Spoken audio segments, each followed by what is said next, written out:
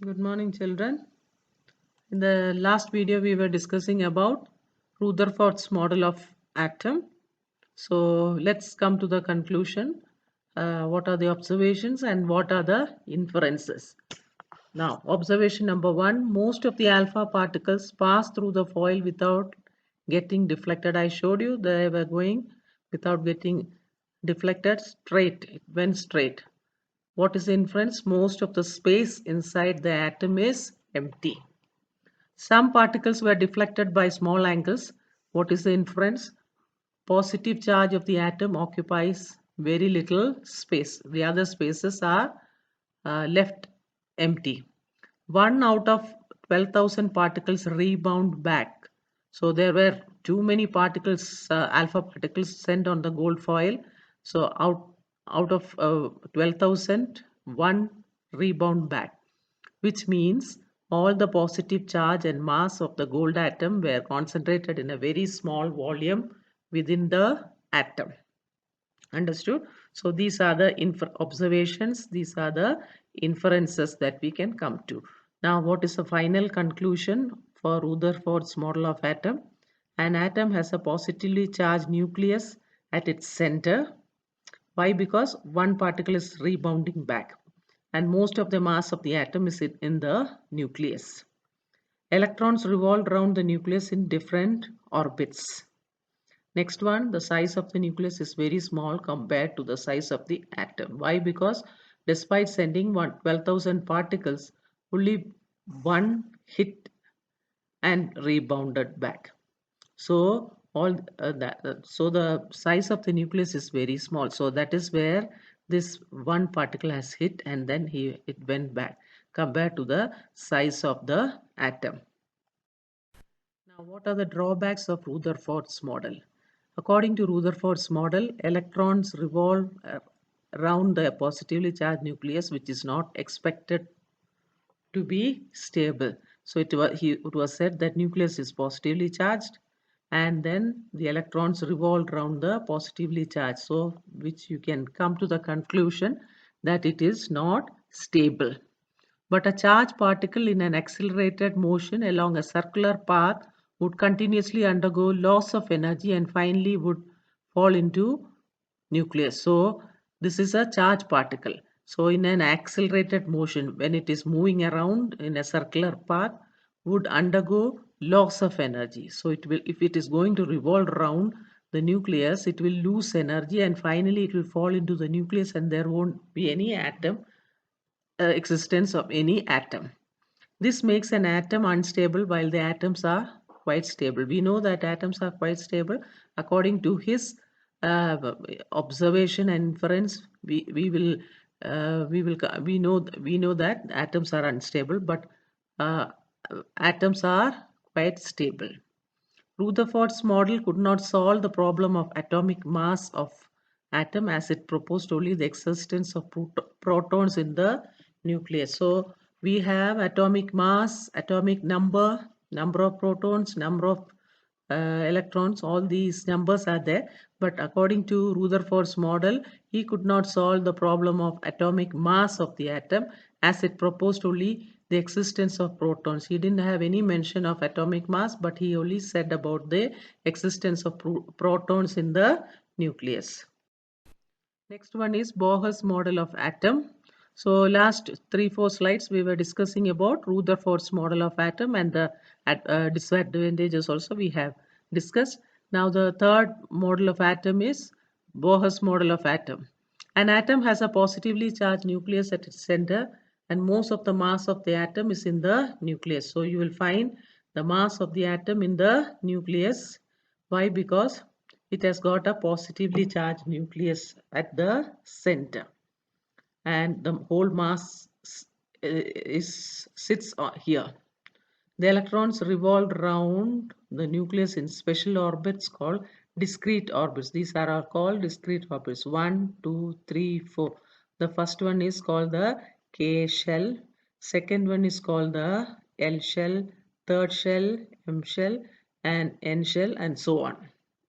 These orbits are called the shells. They are also called shells and also energy levels. and are represented by the letters K, L, M, N, etc.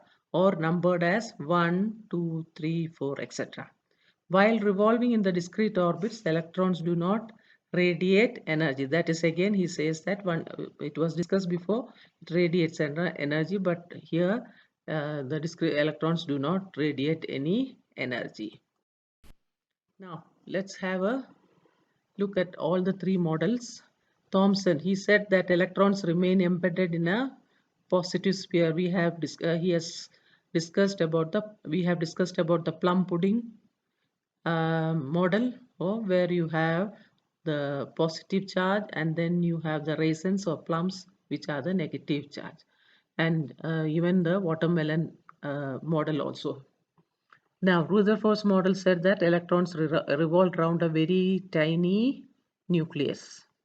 Then Mohr's model got more success than the other two, these two people. As per this model, electrons are distributed in different shells. Yes, we still follow that, with specific energy around the nucleus. With complete atomic shells, atom becomes more stable. So if the shells are complete, then we can say that the atoms are stable. Now, distribution of electrons in different shells was suggested by Bohr and Bury. The following are the rules for filling the electrons in different shells. The maximum number of electrons in a shell is given by the formula 2n square. N is the number of shells, say 1, 2, 3 we have learned in Bohr's model, 1, 2, 3, 4, K shell, L shell, M shell and N shell.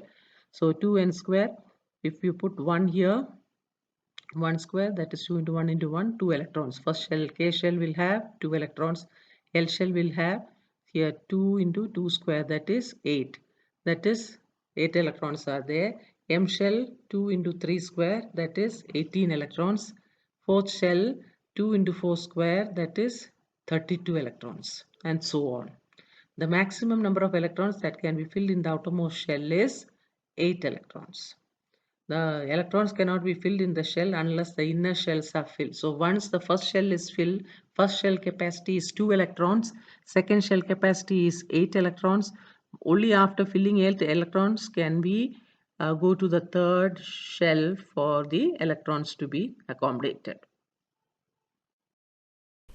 Now, composition of atoms of the first 18 elements. Hydrogen, atomic number 1, protons 1, neutrons, no neutrons, electrons also 1. Atomic number, protons, electrons, same number. So number of electrons it has got is K in the K shell. First shell it has got 1 electron, valency is 1. Now helium, first shell it has 2 atomic number is 2, protons 2, electrons 2 and neutrons are also 2. Why? Because helium atomic mass is 4. So 4 minus 2, that is coming to be 2. Now where will the 2 electrons get accommodated? It is put in the first shell, K shell. It is complete. So the valency is 0.